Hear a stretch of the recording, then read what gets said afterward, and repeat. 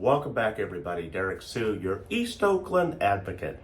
Well, I've been talking about how to save some money during this winter. Well, I'm going to give you some tips here on one of the things that I do to keep warm. I keep many layers of clothing on. And so as you see right here, I have a flannel shirt. I have a knitted cotton thermal top. And then underneath that, I have a t-shirt. And so by layering, you are able to trap heat. And this is not the absolute best way, but there is one additional layer that I'm going to be putting on later on. But these are actually sporting type of thermal underwear. They're very thin. They're made of polypropylene and spandex.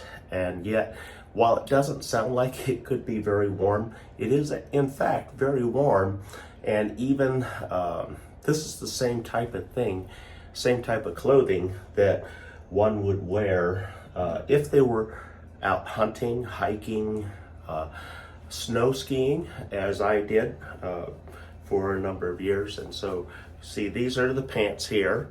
They're very thin, they're very lightweight, and they trap heat. And there's a fleece lining on there, so this is your first layer up against your skin.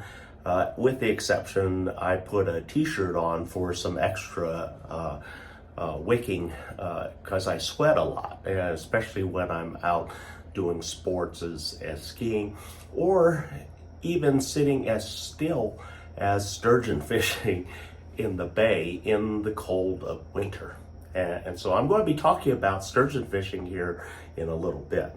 And it's a really interesting topic. I'm going to talk about some of the things that this time of the year is a regular, and that I used to compete in this tournament, which is up in the Delta, and it's called the Sturgeon Super Bowl.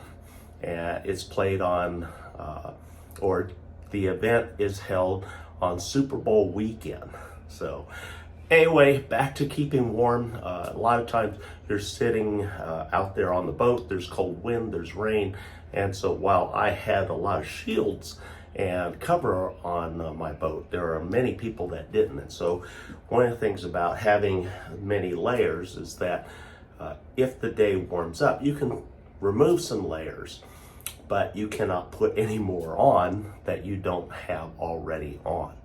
And so I keep a lot of layers on top.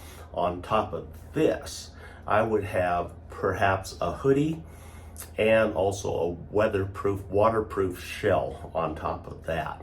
And then that would, number one, keep the wind and the rain off of me. And with that many layers, I stay pretty warm, even though that there's no heating. And then for my hands, typically gloves are recommended, but having many layers, even thermal socks, can save you a substantial amount staying warm. And the cost on the clothes isn't that much. These thermal underwear that I just got, they were under $30 for a match set. And so it's not that much money. Flannel shirt, this was from Walmart, $12. This thermal underwear, that was a little more expensive.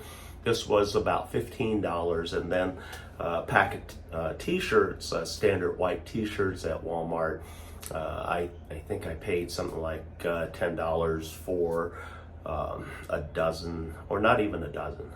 It was six shirts, so $2 a shirt, and they were the heavy cotton. And so anyway, these are some tips on how to stay warm without spending a whole lot of money on fuel to heat.